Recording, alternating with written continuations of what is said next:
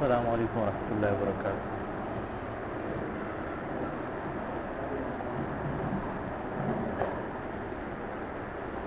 سورۃ القصص آیت نمبر 43۔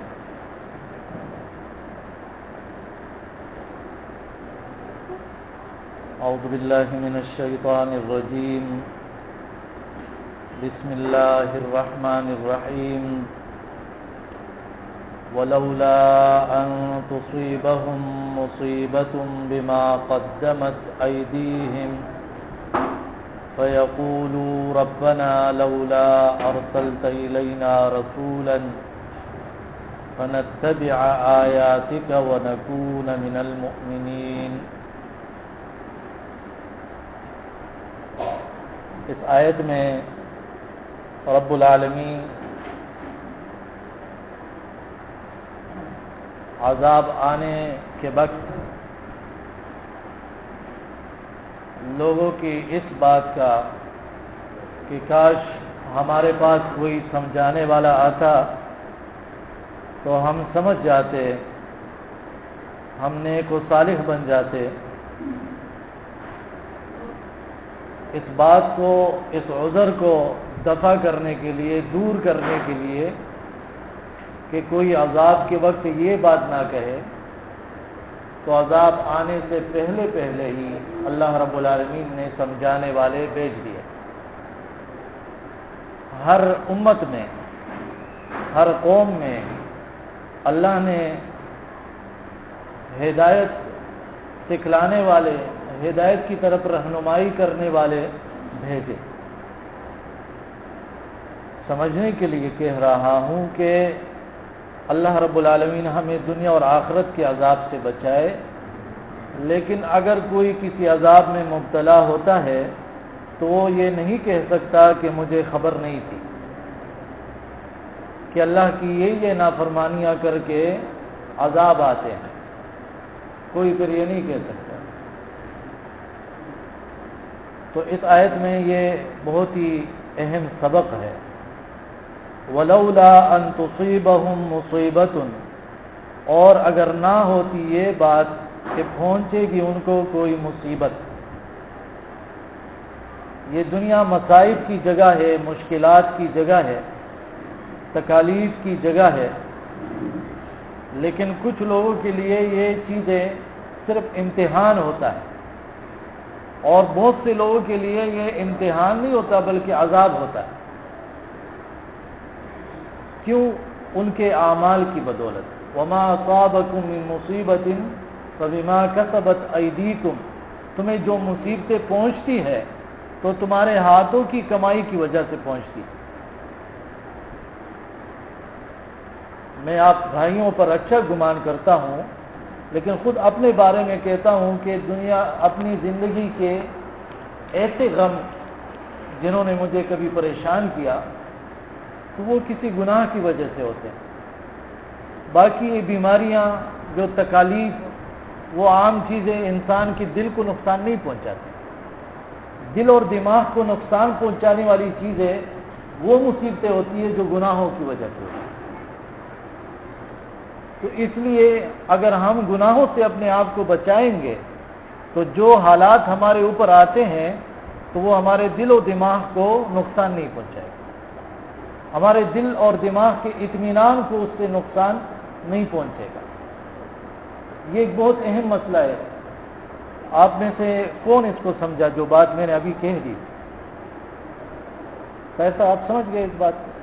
بہت گہری بات ہے۔ یعنی دنیا میں آپ دیکھیں سب سے زیادہ تکالیف اور مشکلات اور مصیبتیں پیغمبروں پر آئی، انبیاء پر آئی، لیکن وہ گناہوں کی وجہ سے نہیں تھی، تو اس لیے ان کے دل کو ذرا بھی نقصان نہیں پہنچا۔ ان کے دل ان مشکلات میں بھی اللہ پر ایمان کی وجہ سے مضبوط تھے، مطمئن تھے۔ الا بذکر اللہ تطمئن القلوب۔ اور جو گناہوں کی وجہ سے مصائب اور مشکلات میں انسان پھنس جاتا ہے تو وہ انسان کو حیران اور پریشان کر دیتا ہے، پریشانی میں انسان کو ڈال دیتا ہے۔ فی طغیانہم یعمہون، دل کا چین جو ہے وہ طلب ہو جاتا ہے، چھین لیا جاتا ہے۔ تو اللہ رب العالمین ہمیں ایسی مصیبتوں سے بچائے جو ہمارے شامت اعمال کی وجہ سے ہو، گناہوں کی وجہ سے، بما قدمت ایدیہم، بوجہ اس کے جو آگے بھیجا ان کے ہاتھوں نے، فیقولو، تو وہ کہیں گے، ربنا، اے ہمارے پالنہار، اے ہمیں پالنے والے، اے ہمارے رب۔ جب انسان مشکل میں آتا ہے تو تب اس کو رب کی یاد آ جاتی ہے، اے ہمارے رب، لولا ارسلت الینا رسولا، کیوں نہیں بھیجا تو نے ہماری طرف کوئی رسول، فنتبع آیاتک، کہ ہم پیروی کریں تیری آیتوں کی، ونکون من المؤمنین، اور ہم ہو جائے مومنوں میں سے۔ بات سمجھ میں آ رہی ہے؟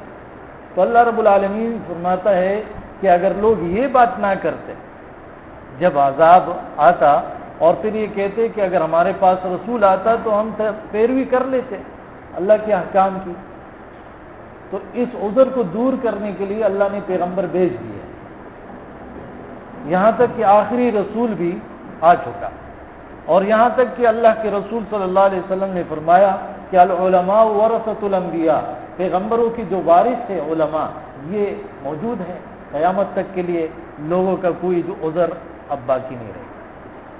کوئی عذاب میں گرفتار ہوتا ہے تو وہ یہ نہیں کہے گا کہ مجھے خبر نہیں تھی۔ اور پچھلے دنوں جو بات میں نے کہہ دی تھی کہ اتنی سمجھ تو اللہ نے فطرت میں ہی رکھ دی ہے کہ انسان گناہوں سے، یہ برے کاموں سے جو ہے وہ اپنے آپ کو بچائے۔ انسان کی فطرت میں یہ ہے کہ وہ زنا سے نفرت کرے، وہ چوری سے نفرت کرے، وہ ظلم سے نفرت کرے، وہ ڈاکے سے جو ہے وہ نفرت کرے۔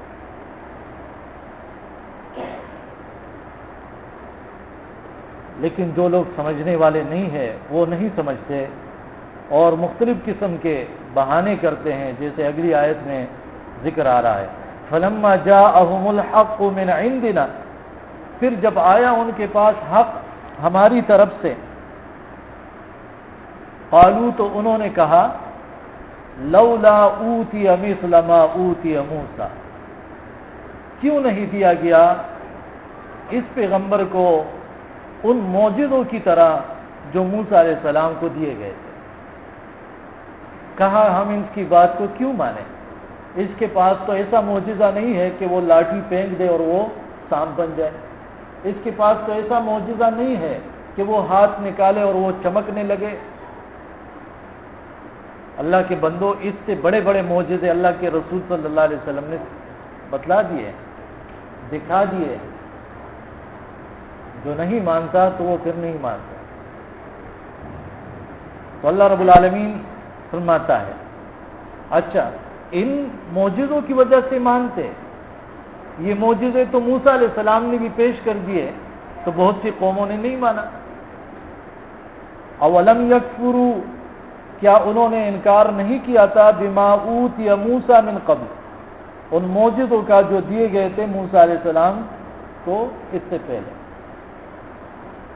پھر جب کہا جاتا ہے کہ اچھا موسیٰ علیہ السلام کی بات کہہ رہے ہو، تو موسیٰ علیہ السلام نے بھی توحید کی دعوت دی۔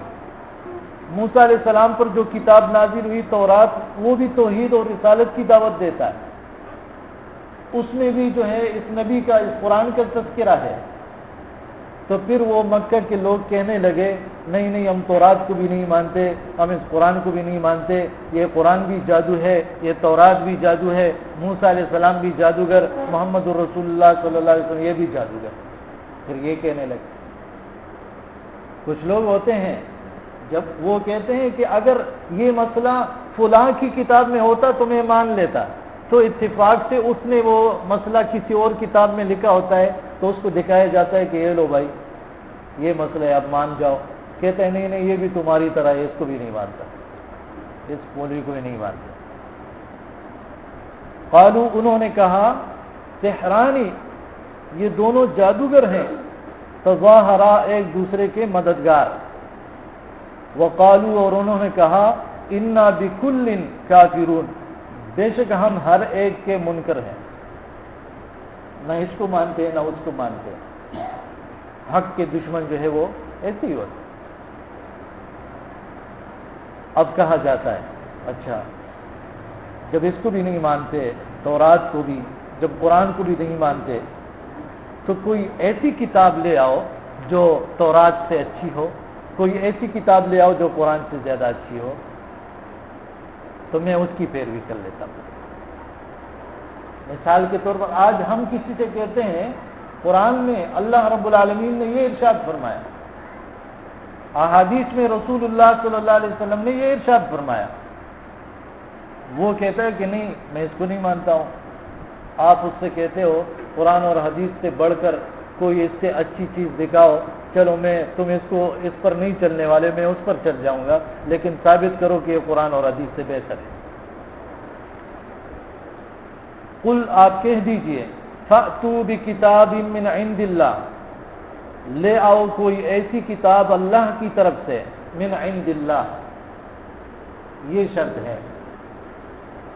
کتاب اگر آپ یہ نہیں مانتے ہو تو کوئی ایسی کتاب لے آؤ جو اللہ کی طرف سے ہو، تو ہم اس کی پیروی کر لیں گے۔ وہ اہدا، جو زیادہ ہدایت والی ہو، منہما، ان دونوں سے، یعنی تورات اور قرآن سے، اتبعہ، میں پیروی کروں گا اس کی، ان کنتم صادقین، اگر تم سچے ہو۔ ایسا کون لا کے دکھا سکتا ہے؟ قرآن کے علاوہ آپ تو کوئی کتاب کوئی پیش ہی نہیں کر سکتا ہے، تورات و انجیل بھی نہیں پیش کر سکتا ہے، کیونکہ اس میں بھی لوگوں نے تحریف کر ڈالی۔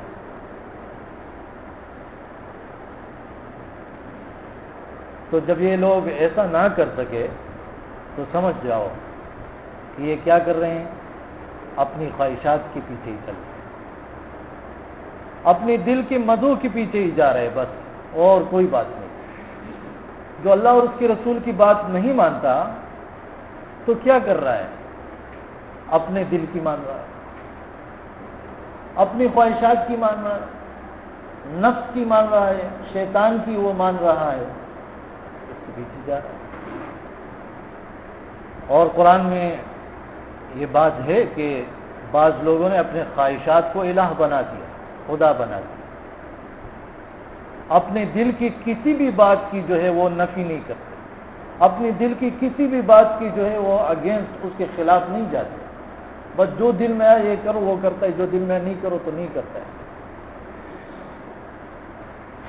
جو دل کہے اسی کے مطابق معبود بنا ڈالتا ہے، جو دل کرے اسی کے مطابق عبادتوں کے طریقے نکال دیتا ہے۔ فَإِن لَّمْ يَسْتَجِيبُوا لَكَ، پھر اگر انہوں نے قبول نہ کی آپ کی یہ بات، فَاعْلَمْ، تو آپ جان لیجئے، أَنَّمَا يَتَّبِعُونَ أَهْوَاءَهُمْ، کہ یہ بے شک یہ لوگ پیروی کر رہے ہیں اپنی خواہشات، اور جو شخص جس کے سامنے یہ بات رکھی جائے کہ آپ غلام ہو، اللہ کے بندے ہو، آپ مخلوق ہو، آپ کے خالق ہے، اور آپ کے خالق کی طرف سے یہ بات ہے کہ ایسا کرو، اور اس کے باوجود وہ بات نہیں مانتا، اپنے دل کی بات مانتا ہے، اپنی خواہشات کی بات مانتا ہے، تو اس سے زیادہ گمراہ کون ہو سکتا ہے؟ کوئی نہیں، یہ سب سے بڑا گمراہ ہے۔ اس لیے اسی آیت میں یہ آگے جو جملہ ہے یہی ہے، وَمَنْ أَضَلُّ، اور کون زیادہ گمراہ ہے، مِمَّنِ اتَّبَعَ هَوَاهُ، اس سے جو پیروی کرے اپنے خواہش کی، بغیر ہدی من اللہ، بغیر ہدایت کے اللہ کی طرف سے۔ ہم بھی تو مسلمان، مومن، پرہیزگار لوگ، وہ بھی دل کی باتیں مانتے ہیں، وہ بھی کبھی اپنی خواہشات پوری کرتے ہیں، لیکن وہ خواہشات پوری کرتے ہیں جس پر اللہ کی طرف سے حکم ہو، جس پر اللہ کی طرف سے، رسول کی طرف سے اجازت ہو، تو اس کو پوری کرتے ہیں، تو اس میں کوئی مسئلہ نہیں ہے۔ آپ کھاؤ، آپ پیو، آپ لباس پہنو، آپ شادیاں کرو، آپ گھر بناؤ، آپ سیر و سیاحت کرو، کوئی مسئلہ نہیں ہے۔ اسلام نے تو ان چیزوں سے نہیں روکا، دوست بناؤ، رشتہ داریاں پالو، لوگوں سے تعلقات رکھو، اپنی دل کی بہت سی باتیں آپ مان سکتے ہو، لیکن وہی ہدی من اللہ، جو اللہ کی طرف سے جس پر رہنمائی ہو کہ یہ کر سکتے ہو۔ لیکن اگر کوئی اس کو نہیں دیکھتا اور بس اس نے ترازو اپنے دل کو ہی بنا لیا، اس نے ترازو اپنا خواہشات کو ہی بنا لیا تو یہ پھر گمراہ انسان. یہ بات سمجھے. یہ آیتوں میں جو میں خلاصے کے طور پر آپ کے سامنے رکھ رہا ہوں، یقین کرے کہ اللہ کی کتاب سے، اللہ کی بات سے سچی کوئی بات ہو نہیں سکتی ہے. اللہ کی کتاب سے، اللہ کی بات سے کوئی زیادہ ہدایت والی بات ہو ہی نہیں سکتی ہے. ایک ایک بات جو ہے وہ اگر ہمارے دل میں اتر جائے تو بہت اصلاح اس سے ہو سکتی ہے. اپنے دیکھیں، میں ایک مثال پیش کرتا ہوں. جو بچے ہوتے ہیں نا، وہ کن چیزوں سے زیادہ خوش ہوتے ہیں؟ ان کو کھلونے دے دیے، ان کو ٹافیاں دے دی. جتنا عمر عرصہ گزرتا جاتا ہے، جتنا عمر بڑھتا جاتا ہے، تو ان چیزوں سے لوگوں کو خوشیاں نہیں ہوتی ہے. بڑی بڑی چیزوں سے ان کو خوشیاں ہوتی ہے. تو بعض لوگ ابھی تک بچے ہوتے ہیں، ان کو وہی بیان اچھا لگتا ہے جس میں قصے کہانیاں ہو، چاہے وہ صحیح ہو غلط ہو. ان کو یہ بات ہے کہ آیت میں کیا ہے، آیت کا خلاصہ کیا ہے، اللہ کی بات کا مطلب کیا ہے، وہ ان کی طرف ان کی توجہ اتنی نہیں ہوتی ہے. آپ کہو کہ ایک واقعہ بیان کر رہا ہوں، سب متوجہ ہونا شروع ہو جاتے ہیں. آپ کہتے ہو آیت بیان کر رہا ہوں تو اتنی توجہ نہیں ہوتی. اپنے دماغ کی سطح کو بلند کریں. جب بات کہی جائے کہ اللہ کی بات، عبداللہ بن مسعود رضی اللہ عنہ فرماتے ہیں کہ جب قرآن میں آتا ہے یا ایھا الذین آمنو، اے مومنو، بس اس کے بعد متوجہ ہو جاؤ، کیونکہ اس کے بعد اللہ رب العالمین نے یا تو کسی کام کا حکم دیا ہوگا تو اس کے کرنے میں تیرے لیے بھلائی ہوگی، خیر ہوگا، یا کسی کام سے آپ کو روکا ہوگا تو اس سے بچنے میں آپ کے لیے خیر ہوگا. تو اپنے دل و دماغ کو ابھی بچوں والا نہ رکھے، اس کو بڑھائے.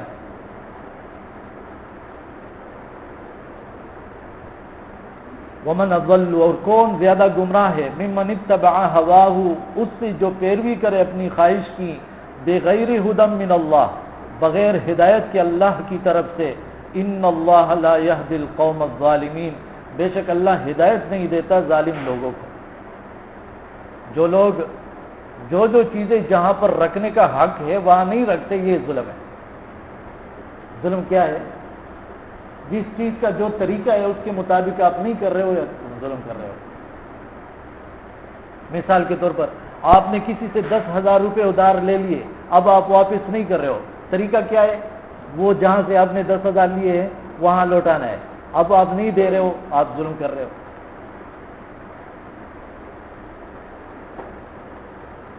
ایک شخص ہے، آپ اس کے حق ادا کرو، آپ اس کے ساتھ احسان کرو، آپ اس کے ساتھ محبت کرو، اس پہ سلام کرو، وہ بیمار ہو جائے اس کا پوچھو.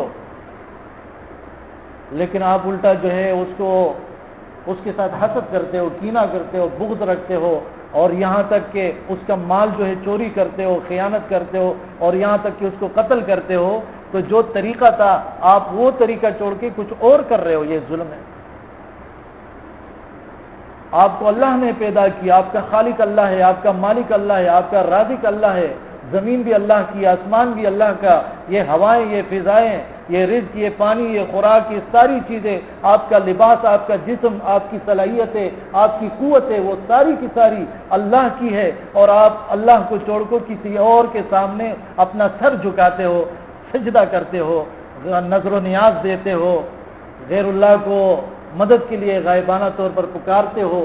تو یہ ظلم ہے، بلکہ یہ ظلم عظیم ہے. ان الشرک لظلم عظیم، یہ سب سے بڑا ظلم ہے. ان اللہ لا یہدی القوم الظالمین، بے شک اللہ ہدایت نہیں دیتا، توفیق نہیں دیتا ظالم لوگ. اور اب کہا جا رہا ہے کہ یہ جو لوگ کہتے ہیں کہ یہ قرآن ایک ہی مرتبہ ایک ساتھ کیوں نازل نہیں ہوا. کہتے تھے کہ موسیٰ علیہ السلام کو تورات دے دیا گیا مکمل طور پر، تو یہ قرآن ایک ساتھ کیوں نازل نہیں ہوا. 5 آیتیں نازل ہوتی ہے، 10 آیتیں نازل ہوتی ہے، 23 سال لگ گئے، 10 سال لگ گئے، ایک ساتھ کیوں نہیں نازل ہوتا؟ اگر ایک ساتھ نازل ہوتا تو ہم اس کو مان لیتے.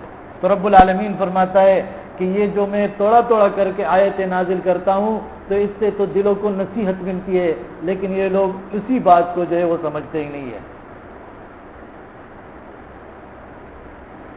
روزانہ جو اگر آپ کو کچھ آیتوں سے نصیحت کی جاتی ہے یہ زیادہ اثر کرے گا اگر یا یہ کہ آپ کو مکمل طور پہ کہا جائے یہ لو بس پڑھو.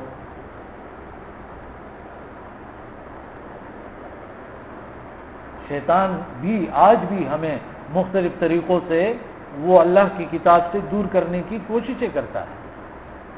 جو علماء ہمیں قرآن بیان کرتے ہیں، جو علماء ہمیں احادیث بیان کرتے ہیں، تو شیطان دلوں میں ڈالتا ہے کہ یہ اس طرح نہیں ہونا چاہیے تھا، یہ اس طرح بیان ہونا چاہیے تھا، یہ اس طریقے سے ہونا چاہیے تھا، یہ فلاں دن میں ہونا چاہیے تھا، اتنے منٹ کا ہونا چاہیے تھا، اس میں یہ تفصیل ہونی چاہیے تھی، یہ کم ہونا چاہیے تھا، یہ زیادہ ہونا چاہیے تھا. یہ جو حدود لوگوں نے جو مختلف مقرر کیے ہیں، اصل چیز یہ ہے یا اصل چیز یہ ہے کہ اللہ کی کتاب کا جو مقصد مفہوم ہے وہ ہم سمجھ لیں اور جس قدر ہم سے ہو سکے اس پر جو ہے وہ ہم عمل کریں. لیکن شیطان ہمیں مختلف باتوں میں ڈالتا ہے. اور یہ 17ویں پارے میں یہ ذکر ہے کہ جب بھی کوئی نبی بیان کرتا تھا، کوئی رسول بیان کرتا تھا، تو نبی کی بات ہدایت کی بات ہوتی تھی، رسول کی بات ہدایت کی بات ہوتی تھی، لیکن سننے والوں کے ذہنوں میں شیطان طرح طرح کی باتیں ڈال دیتا تھا. جب اس وقت یہ چیز ہوتی تھی تو کیا آج ہم محفوظ رہیں گے؟ اس لیے جب علماء کے بارے میں، جب قرآن اور حدیث کے دروس کے سلسلے کے بارے میں آپ لوگوں کے ذہن میں طرح طرح کی باتیں آتی ہیں تو فوراً اعوذ باللہ من الشیطان الرجیم پڑھا کریں. شیطان آپ کو دھوکے میں ڈال کر خیر سے محروم کرنا چاہتا ہے اور کوئی بات نہیں ہوتی. اور کتنے ہمارے ایسے بھائی ہوتے ہیں جو ان کے پاس مکمل ٹائم ہوتا ہے لیکن دماغ میں کچھ باتیں آ کر وہ خیر سے محروم ہو جاتے ہیں، سالوں کے لیے محروم ہو جاتے ہیں، کسی عالم کا درس نہیں سنتے ہیں. کیوں؟ شیطان نے کوئی بات اس کے ذہن میں ڈال دی ہوتی ہے. تو اللہ میں شیطان کے حملوں سے بچا. وَلَقَدْ وَصَّلْنَا لَهُمُ الْقَوْلَ، اور البتہ تحقیق ہم نے لگاتار بھیجا ان کے لیے اپنا کلام، لَعَلَّهُمْ يَتَذَكَّرُونَ، تاکہ وہ نصیحت حاصل کرتے، یاد کریں، بھولا ہوا سبق یاد کریں. الذین آتیناہم الکتاب، وہ لوگ کہ ہم نے دی ان کو کتاب، من قبلی، اس قرآن سے پہلے، ہم بہ یؤمنون، وہ اس پر ایمان لاتے ہیں. اب یہاں پر ان اہل کتاب کا تذکرہ ہو رہا ہے جو عیسیٰ علیہ السلام کو مانتے تھے، جو موسیٰ علیہ السلام کو مانتے تھے، لیکن صحیح طریقے سے اس پر عمل کرتے تھے، تورات انجیل پر. جب ان کے پاس آخری نبی کا پیغام آیا تو وہ چونکہ حق کو ماننے والے تھے تو بس انہوں نے مان لیا. ان کے اندر فرقہ بازی، پارٹی بازی، یہ تعصب وغیرہ نہیں تھا، بلکہ ان کا مشن یہ تھا، وہ ایسا عمل کرتے تھے کہ ہمیں اللہ اور اس کے رسول کی بات ماننی ہے. تو ایسے اہل کتاب کے پاس جب محمد الرسول اللہ صلی اللہ علیہ وسلم پیغام لے کر آئے تو انہوں نے مان لیا اور انہوں نے اس نبی پر ایمان لایا. اور جنہوں نے کہا کہ نہیں، یہ تو ہمارے گروہ میں سے یہ پیغمبر نہیں آیا، ہماری نسل میں تو یہ نہیں آیا، ہماری قوم میں سے تو یہ نہیں آیا، اس طرح کی باتیں لے کر جنہوں نے سوچنا شروع کیا تو وہ حق سے محروم ہو گئے اور آج تک محروم ہے. آج تک بہت سی نسلیں محروم ہیں. یہ جو دنیا میں اتنی آبادی ہے کتاب کی، کرسچن کی، عیسائیوں کی، یہودیوں کی، یہ فلاں اس عرصے سے محروم آتے چلے آ رہے ہیں. اندازہ لگائیں کہ رب العالمین کچھ لوگوں سے اس قدر ناراض ہو جاتا ہے، غضبناک ہو جاتا ہے ان پر کہ ان کی نسلیں 1400 سال گزرنے کے باوجود آج تک اللہ نے ان کو اسلام کی توفیق نہیں دی. 1400 سال گزر گئے اللہ کے نبی صلی اللہ علیہ وسلم. تو رب العالمین ہمیں اپنے غضب سے، اپنی ناراضگی سے بچائے. بعض لوگوں کے ساتھ ایسا ہو جاتا ہے کہ ان کی نسلیں جو ہے اللہ ان کو تو کیا، ان کی نسلوں کو پھر جو ہے وہ ہدایت سے اور خیر سے محروم کر دیتا ہے. تو اللہ رب العالمین ہمیں خیر سے محروم نہ کرے. ان کی صفتیں بیان ہو رہی ہے جو اہل کتاب میں سے اچھے تھے. وَإِذَا يُتْلَى عَلَيْهِمْ، جب تلاوت کیا جاتا ہے ان پر قرآن، قالوا تو وہ کہتے ہیں آمنا به ہم ایمان لائے اس پر انہ الحق من ربنا بے شک یہی حق ہے ہمارے رب کی طرف. کچھ کتابوں میں لکھا ہوتا ہے کہ یہاں پر یہ مسئلہ واضح ہو گیا کہ حدیث صحیح حدیث ہے، ہمارا مسئلہ جو ہے یہ حدیث کے خلاف ہے، لیکن ہم چونکہ اپنے مولویوں کو ماننے والے ہیں تو اپنے مولوی کی بات مانیں گے، اس حدیث کو نہیں مانیں گے. ایسا لکھا ہوتا ہے. نہیں، اللہ کے بندے اپنے دل و دماغ کو ایسا بنانا چاہیے کہ جب بھی میرے پاس کوئی ایسا مسئلہ آتا ہے جو قرآن سے اور صحیح حدیث سے ثابت ہو تو میں اس کو مانوں گا، چاہے وہ پنجابی مجھے بیان کرے، مجھے سندھی بیان کرے، میرے علاقے والا عالم بیان کرے، میرے فرقے اور پارٹی والے بیان کرے، یا کسی اور کوئی اور شخص دوسرے ملک کا شخص مجھے بیان کرے، میں تو حق کی پیروی کروں گا. چاہے حق مجھے کہاں سے بھی دلیل کے ساتھ مل جائے، میں اس کو تسلیم کروں گا، اس کو مانوں گا. پھر ہمارے لیے ہدایت کے راستے کھل جائیں گے. لیکن اگر ہم نے باندھا ہوا ہے اپنے آپ کو مختلف چیزوں کے ساتھ تو پھر پردے جب آتے ہیں تو کچھ چیزیں نظر نہیں آتی، پردے ہٹانے پڑیں گے. اللہ اپنے اور بندے کے درمیان کوئی پردہ رکھنا نہیں چاہتا، لیکن انسان خود رکھ رہا. بہت سے لوگوں نے اللہ اور اپنے درمیان اتنے پردے ڈالے ہوئے ہیں کہ وہ دعا میں بھی اللہ سے ڈائریکٹ نہیں مانگتا. وہ کہتا ہے میں فلاں سے کہتا ہوں، وہ اللہ سے کہتا ہے. وہ کہتا ہے اللہ ہماری سنتا نہیں ہے تو ہم ان کا واسطہ دیتے ہیں تو اللہ سن لیتا ہے. کس قدر پردے ہیں، عجیب طرح کے وہ پردے ہیں. تو دیکھیں اس آیت کو سوچیں. انہوں نے کہا آمنا بھی، ہم ایمان لائے اس پر، انہ الحق من ربنا بے شک یہی حق ہے ہمارے رب کی طرف سے، انا کنا من قبلہ مسلمین بلا شبہ ہم تو تھے اس سے پہلے ہی مسلمان. یہ اسلام صرف اس امت کے دین کا نام نہیں ہے، یہ مسلم صرف اس امت کے مسلمانوں کا نام نہیں ہے، بلکہ آدم علیہ السلام سے لے کر قیامت تک کے لیے جو اللہ پر ایمان رکھتا ہے وہ اسلام دین کو ماننے والا ہے اور وہ مسلمان ہے، وہ مومن. پہلی امتیں بھی مسلمان کہلاتی، وہ کہتے ہیں انا کنا من قبلہ مسلمین.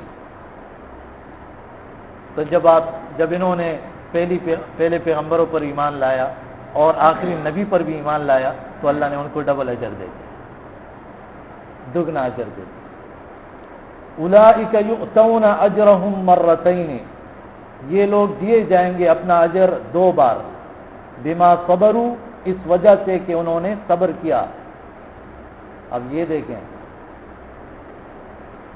اپنی پارٹی جو عیسائیت تھی، کرسچن، اپنی پارٹی جو ان کی یہودیت کی تھی،